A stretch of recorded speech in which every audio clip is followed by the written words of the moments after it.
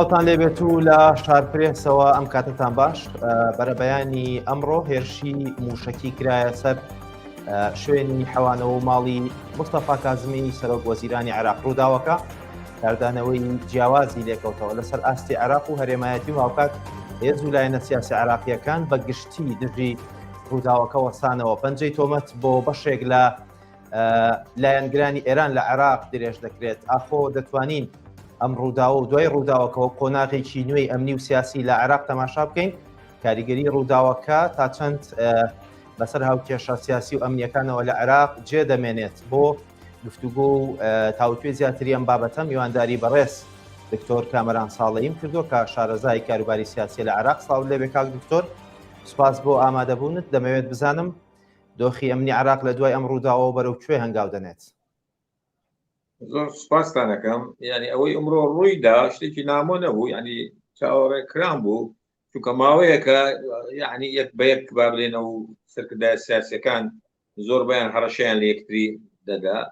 و دەبینەمی عێراق ینی هەر بەرەو ئاڵۆزی ئەڕوا ینی قەت نایبین عێراقی بەرەو ئارام بڕوە لەبەر ئەوەی پارتە سیاسەکانیان سەرۆکی پارتە سیاسەکانی عێراق هەر باوەڕیان بە پرۆسەی دیموکراسی نییە يعني فێر نەبوونە هەنێکیان بڵێن ئۆپۆزیسیۆن بن و هەنێکیان حکوم بکەن يعني فێر ئەو بوونە بەسەڵات دابەشکەنەوە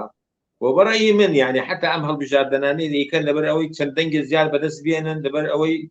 يعني بەکاری بێنن زیاتر دەسەڵات وەرگن و ئەگەر هاتوو يعني ئەو دەنگانیان ژنێنە هەر ڕۆڵی خۆیانە بێ و هەر با بڵێن لەگەر یەکتری یاری دەکەن چەنێ دەنگ وەرگرن و دەنگ چەنێ دەسەڵات دابشکەن يعني ئەمانە لە دەسەڵاتە ناڕۆ لەبەر ئەوە عێراق يعني بەرەو باشی ناڕوە يعني وحتى ئەگەر با بڵێن ئەم مەسەلێ لەم ڕۆژانە يعني با بڵێن تا ڕادەیە ئەگەر ڕێکەوتنێکیان کرد ئەوەش ڕێکەوتنێکی با بڵێن کاتی دەبێت دوایەوە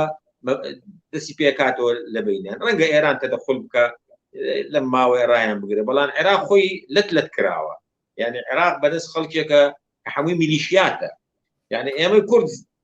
داینن عێراق با بڵین دەستگایەکی هەموو دەستوری ئێوانیە يعني عێراق دابش کراوە بین ئەو حیزبانە حتا جێیش عێراقیش هەمووی میلیشیاتە يعني ئەگەر گەیشتە ئەو ڕادەیە کە ئەمر درا بە جێشەکەش لەتە بێ ئەوان یەک شتیانەیە کە مەسەلەی کورد هاتە پێشەوە یەکتری دەگرن و ئیلا لەبین خۆیانە هیچ نین و يعني ئەومانش لەبیر نەچوو هەموو وڵاتەکانی دەور پشتمان دەستوەردانێکیان هەیە بۆ ناو خۆی عێراق و هەرێکی گروپێکیان هەیە و يعني کێشەیە وتم حتا گە چارەسەرێکی وەقتی بۆ بدۆزێت نازانم يعني هەنێکیان باسێکن لەن سیناریۆیە و هەنێکیان باسێکن ئەڵێن ڕاستیە زۆرینەی هێز و لایەنە سیاسی عێراقیەکان لە دوای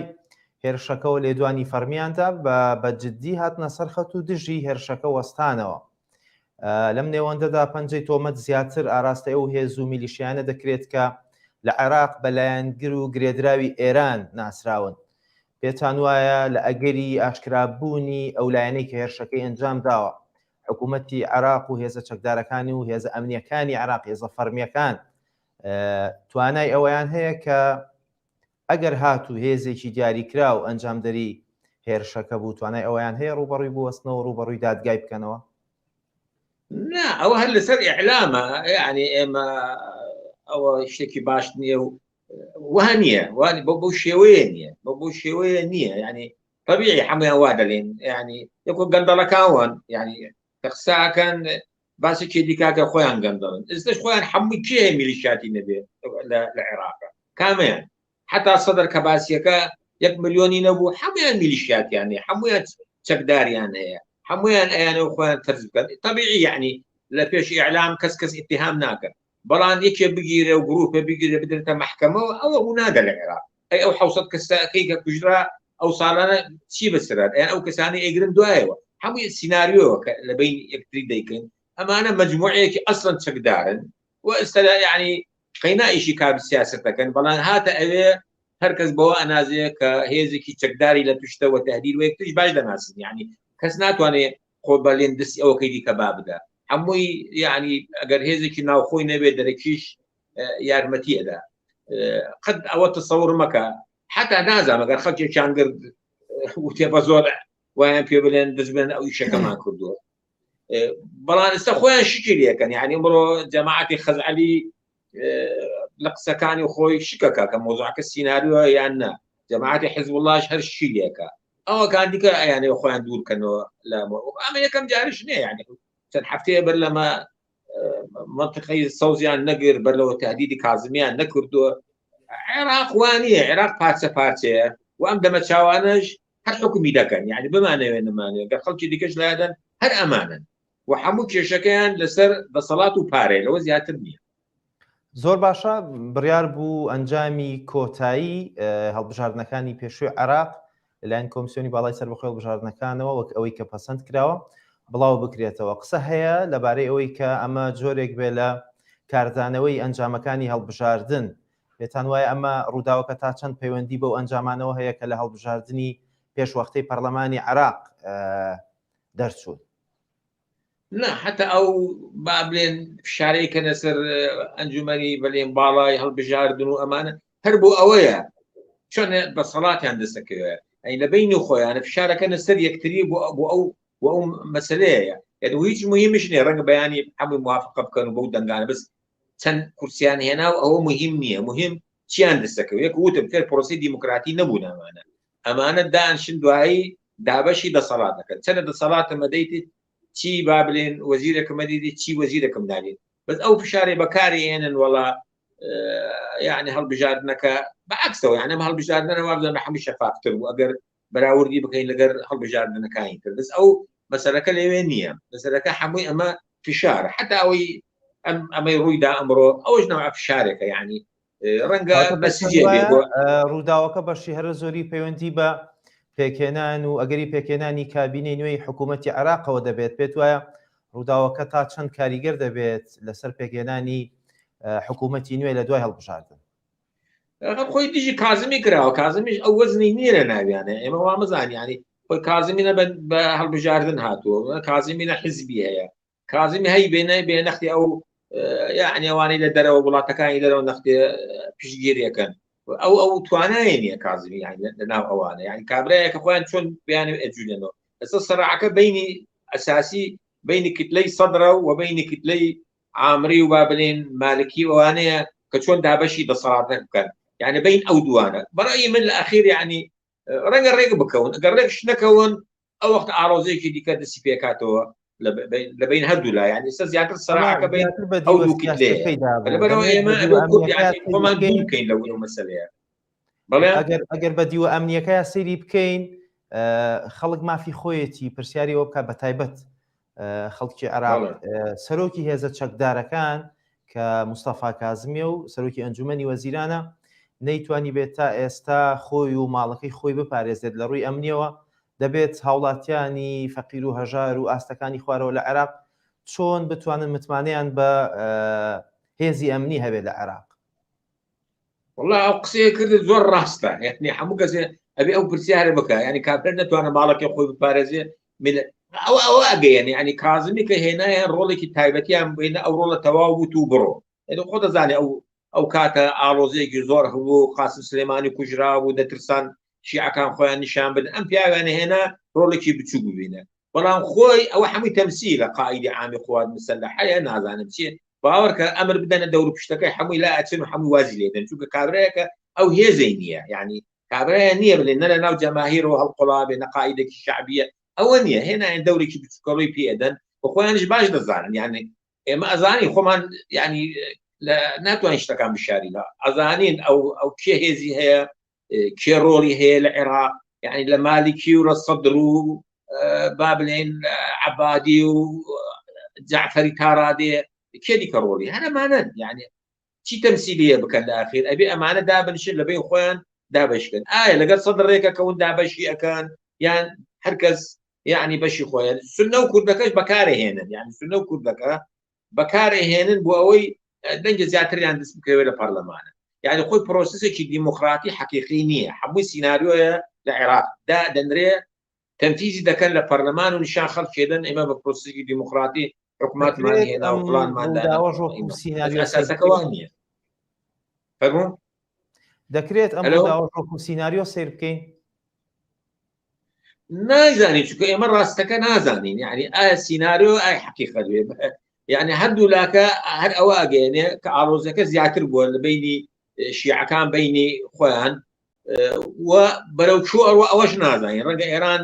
بەیانی ینی بێ و ئینێک فشارێ بکاتە سەر حەمولایەک ڕێکیان بەس ڕێککەوتنەکەش کاتی دەبێ ینی ئێستا ئەو شتەی کە تەقیوەتەوە بینیان و ئاسان نییە ئەوەی ناهێرە زیاتر بتەقێتەوە مەترسیەکانیان لە سوننە و لە کووردە يعني ئەگەر ئەو مەترسیان نەبووە شیعە بە تەنیا بووە لە عێراق نەزۆوە کەوتبوونە گیانێکتریان پارچە پارچە کردبوو. زۆر باشە بڕیارە کە هێزە شەڕکەرەکانی ئەمریکا لە عێراق لە ماوەی داهاتووی نزیکدا بە تەواوەتی بکشێنەوە. پێتان وایە کە ئەم ڕووداوە یان ئاڵۆزتربوونی دۆخی ئەمنی لە عێراق تا چەند کاریگەری لەسەر پەشیمانبوونەوەی هێزە شەڕکەرەکانی ئەمریکا هەیە لە عێراق بۆی بکشێنەوە؟ يعني بەوە چیە ینی ئەمریکا خۆشی دوای ئەفغانستان و ئەوانە نایەوێت هێزی چەکداری لە هیچ وڵاتێک بێنە ڕەنگە یعنی با بڵێن بتوانێت سیاسیەن و هەنە زەخت دروست بکە بەڵام بە هێزی چەکداری ئەمریکا چیە کرێ ینی خۆمان نەزانێت هێز چەکدارەکان جاربزار ئەوانش ناتوان ینی ئاگاداریان بتوان دیفاع لە خۆیانژی بکەن یەک ڕووی دە چەندە لە قاعدەکانیان نەدراوە ئەوەش نەوە ئەوەرەقەیەکە ینی هەر لە شیعەکانە لێ ئەمریکا دەرەکەین ئەمریکا سەیری بکات بۆ مانەوەی بۆ ماوەیەکی درێژتر لە عێراق؟ من لەو باوەڕە نیم یان سیاسەتی ئەمریکای جێگەی باوەڕ نییە بەڕاستی ینی ئەمە تەجاربمان زۆرە ینی هەر لە ڤێتنامەوە بیگرە لە ئاخیرەکی لە ئەفغانستانەوە بیگرە و وەختی خۆی کە ترامپ پێویست لە سوورێش انسحاب بکە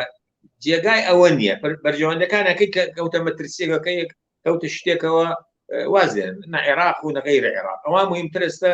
دەوڵەتی گەنداویان بەدەستەوەی خەلیجیان هەمووی بەدەستەوەی سعودیان بەدەستەوەی و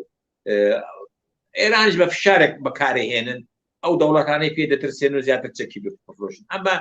عێراق چیەکەن و چی ناکەن بۆ خۆیان ینی حکمیان دای دەستشیعەوە کێ حکمی دای دەستشیعەوە ینی کە هاتە نازانی وایە بێ ینی تا ڕادێ ڕەنگە لەگەر ئێرانش لە بنەوە لەگەر هەنێشت ئەمریکا ڕێککەوتی بێت لەسەر ئیدارەکردنی حکمی عێراق چۆن بێ و چۆن نەبێ کۆ بینێمان ینی وەختی خاتی کاتی خۆی کە علاوی بردەوەی کێنێش علاوی بباتەوە ئەمریکەکان خۆیان نەبوو لایەن بە دووبارە شیعەکانیان هێنایەوە اتفاقاتی ئەکرێ بەستوو برێ ئێمەی کورد یعنی چی بکەن ئێمە چەنە باوەڕمان هەبێ بزانم کە لە ئەگەری ئاڵۆزتربوونی بارودۆخی ئەمنی لە عێراق بارودۆخی کورد و پەیوەندیەکانی نێوان حکوومەتی هەرێمی کوردستان و حکوومەتی عێراق بەچی دەگات تا چەند ئاڵۆزبوونی دۆخی ئەمنی عێراق کاریگەری دەبێت لەسەر دۆخی ئەمنی هەرێمی کوردستانیش بە حکمیەوەی کە هەرێمی کوردستانیش بە فەرمی سەر بە عێراقی فیدراڵە و ڕووداوە سیاسی و ئەمنیەکان تا چەند کاریگەریان دەبێت لەسەر هەرێم ناتەوان ئەگەر ئاڵۆزەیەکی گەورە لە بەغا ڕوویدا و با بڵێن شەڕێکی ئەهەدی دەستی پێکرد بۆ کوردستان باش نییە یعنی ئێمە تەوەقعەکەینەوە ڕەنگە 2 میلیۆن خەڵک بێت کوردستان ئێمە چۆن توان ئیدارەی 2 میلیۆنە بدەین بە ئاو بە کارەبا بە خەدەماتی بە چی ینی دەمێنێتەوە یاخود کاریگەری ئەمنیشی لەسەر ئەمنیەتی هەرێمی کوردستان دەبێت تێک دەچێت ناتوانێت ناتوانێت کۆنتترۆلی کوردستانیش بکەیت ینی ئەغا بەغدا تێک بچێ کوردستانش سەپاسە تێک بچێت بەو شێوەیە ئەگەر تێکچینەت زۆر گەورا بێ خەڵکێکی زۆر لە بەغا و عێراق و هەمە ڕابکەن و ڕووبکەن لە کوردستانە تو چۆن نتوانی کۆنتترۆل ئەو خەڵکە بکەیت توش ناتوانانی توش دوای ئێستا تا ئێستا احتیمادت لەسەر بەغایە بۆ مەسائیدی پارە و دەرمان و زۆر شتی دیکە یعنی تەسیرێکی تەواوی هەیە لەسەر کوردستان ئێمە یعنی حەز ناکەن ئەوە ڕوو بدا بەڵام ڕۆژان هەر ئەو ڕۆدا لە بەغدا.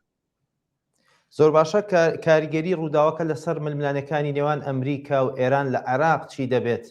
بە تایبەت قسە هەبوو بیر و بۆچوونی جیاواز هەبوو لەسەر دووبارە هەڵبژاردنەوەی مستەفا کازمی بە سەرۆک وەزیرانی عێراق و بەشێک لە چاودێرانی سیاسی پێیان وابوو هەم لەلایەنی شیعەوە هەم لەلایەنی سونە هەم لەلایەنی کورد و ئەمریکا و ئێرانیشەوە تا ڕادەیەک مستەفا کازمی نزیکە لە دووبارە هەڵبژاردنەوەی پێ دوایە ئەم ڕووداوە کاریگەری لەسەر دووبارە هەڵبژاردنەوەی مستەفا کازمی دەبێت باوەڕ ناکەم ئەو دەورەی پێ بدەنەوە جارە دیکە ئەم جارە دابەشێکەن یان ئەگەر سەدرەکان بێن ئەوە هینی خۆیاندانە ئەوە کاندیکەش بێن